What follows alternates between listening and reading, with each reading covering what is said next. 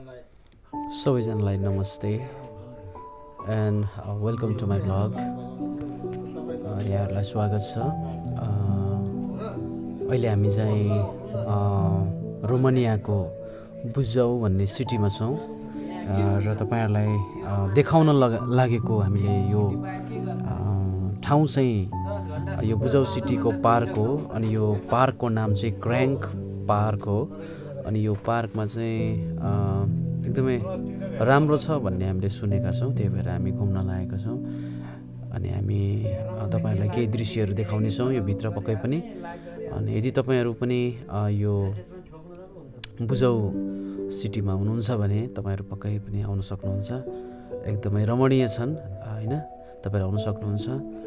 अनि अहिले भने चाहिँ हाम्रो यहाँ चाहिँ यो क्रिसमस र न्यु इयर नजिकै आइरहेको हुनाले चाहिँ यहाँ डेकोरेसनहरू चाहिँ हरेक रुखहरूमा चाहिँ झलरहरू राखेको अनि हामीले देख्छौँ, तपाईँहरूले हेर्न सक्नुहुन्छ।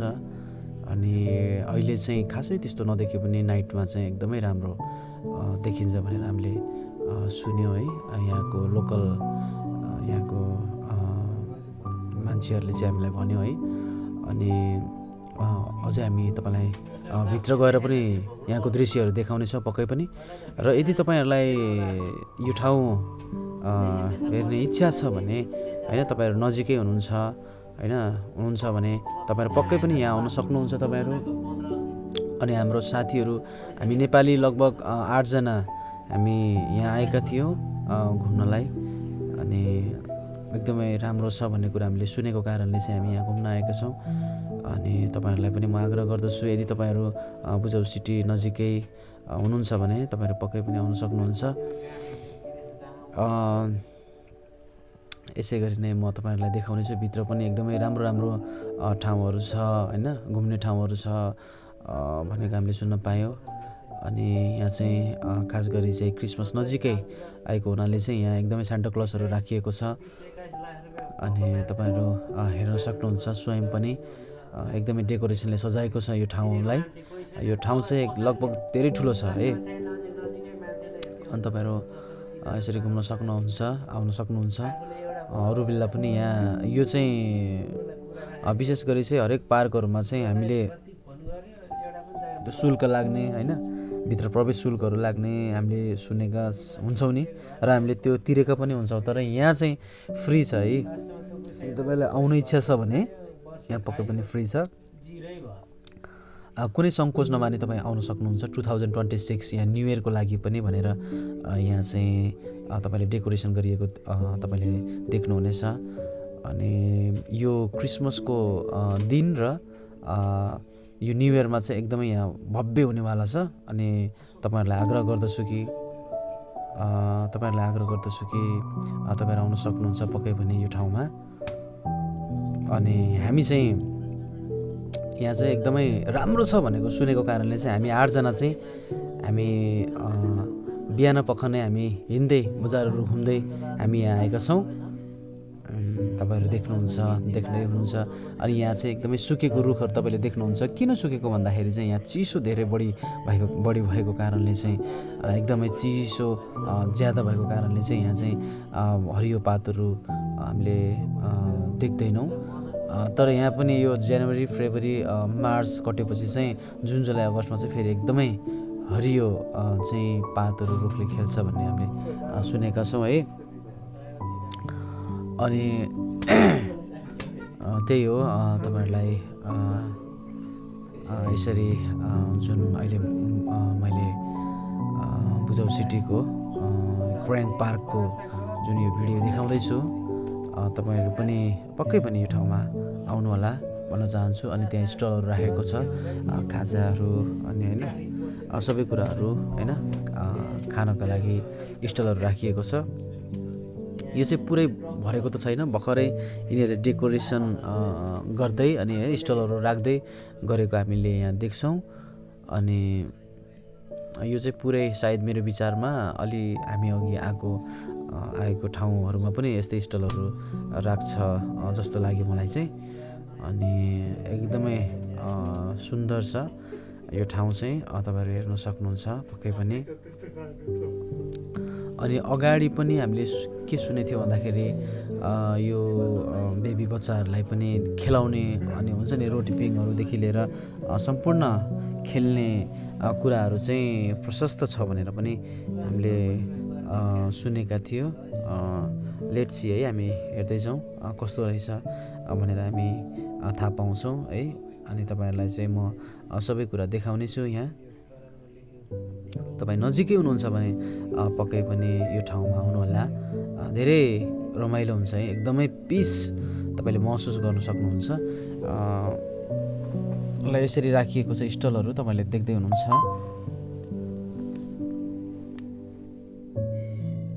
सायद हामीलाई यो स्टलको खानेकुराहरू खासै मन नपर्ला अनि यहाँको स्वादहरू अलिक फरक भएको हुनाले हामीले आफैले पनि हामीले पकाएर लिएर हामीले खान पनि सक्छौँ। हामीले पनि त्यस्तै गरेका थियौँ। हामीले ब्यागहरूमा आफूले चाहिँ सेल्फ बनाएर होइन लिएर हामीले खाएका थियौँ। अनि यसरी स्टलहरू एकदमै मजाले राखिएको छ है, सजाएर यसरी है।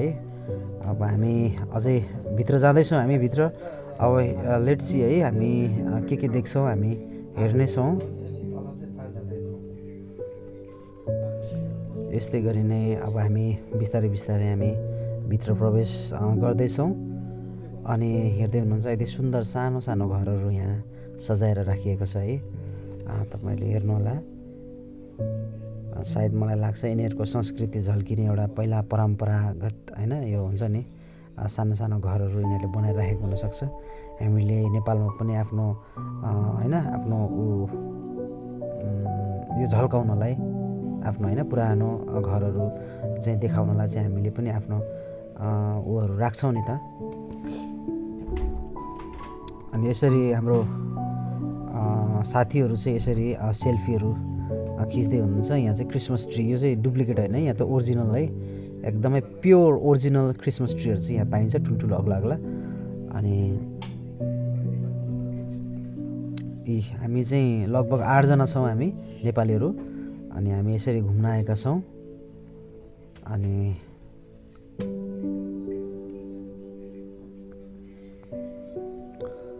हामी अगाडि बढौँ है। अनि त्यसपछि तपाईँले त्यो अलि पर देख्नुहुँदैछ, त्यहाँ के लेखेको देख्दैछु होइन मैले, त्यो चाहिँ रोमानियन ल्याङ्ग्वेजमा छ है। अनि यो चाहिँ एउटा कन्सर्ट सायद स्टेज हुनसक्छ है। अनि त्यही हो, यहाँ चाहिँ क्रिसमस र न्यु इयरमा चाहिँ एकदमै भव्य हुनेवाला छ। अनि म त्यही आग्रह गर्छु कि यदि तपाईँहरू बुजाउ सिटीमा हुनुहुन्छ भने पक्कै यो ठाउँमा त्यो दिन आउनु होला। अनि यसरी खेलौनाहरू चाहिँ होइन केटाकेटीहरूको खेलौना खेल्ने ठाउँहरू पनि मजाले प्रशस्तै रहेछ है।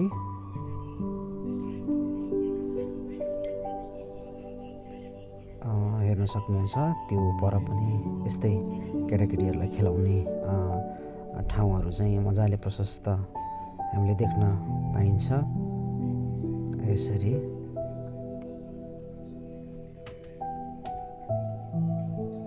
अनि यो चाहिँ कन्सर्ट स्टेज हो।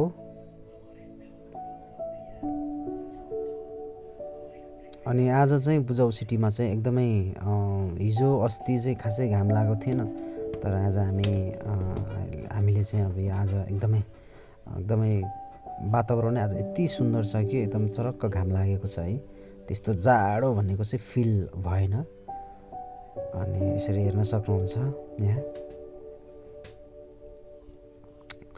यसरी खेल्ने ठाउँहरू चाहिँ खेल्ने कुराहरू चाहिँ प्रशस्त छ है बच्चाहरूको लागि।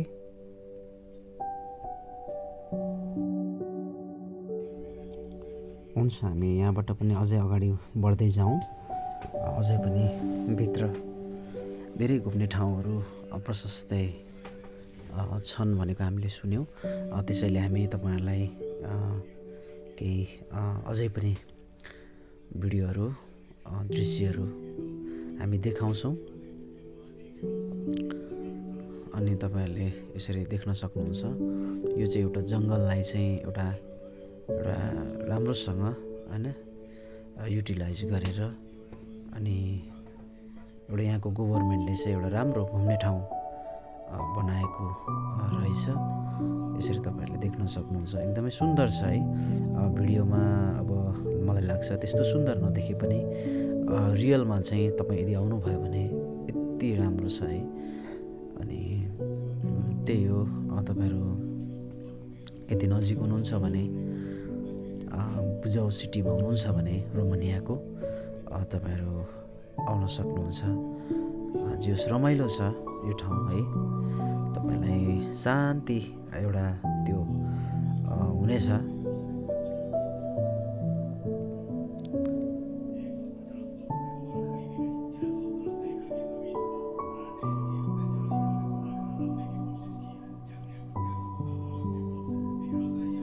हुन्छ, हामी बिस्तारै अगाडि बढौँ है त। यो चाहिँ एउटा चर्च जस्तो लाग्यो मलाई है। यो चाहिँ अनि यता दायाँ बायाँ तपाईँहरूले हेर्न सक्नुहुन्छ। यो चाहिँ एउटा पोखरी छ है। यहाँबाट एउटा यति सुन्दर पोखरी छ। अनि यहाँ चाहिँ धेरै मान्छेहरू चाहिँ आउने गर्छन्। अनि तपाईँहरूलाई त्यो दृश्य देखाउने छु म पक्कै पनि।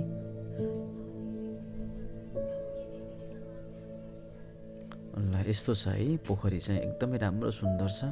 अनि यदि तपाईँ यहाँ आउनुभयो भने तपाईँलाई यति एउटा पिस भएको तपाईँ अनुभव गर्नुहुन्छ है। शान्ति मनमा आएको अनुभव गर्नुहुन्छ।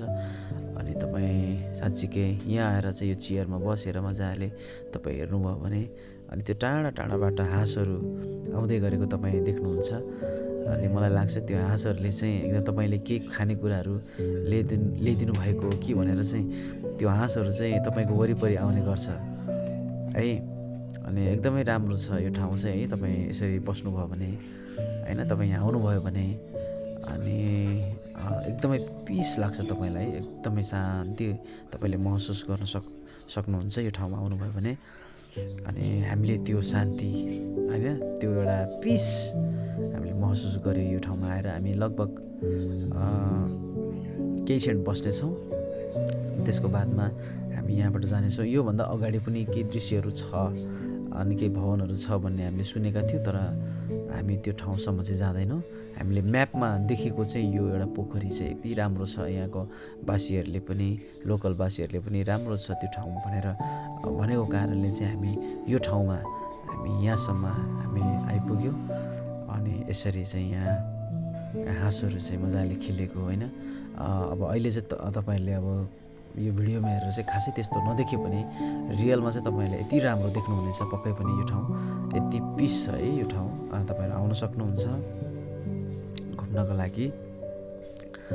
तपाईँहरूको छुट्टी भयो भने अवश्य पनि आउनुहोला। र हामी बिस्तारै यहाँबाट फर्किँदैछौँ आफ्नो गन्तव्यतर्फ।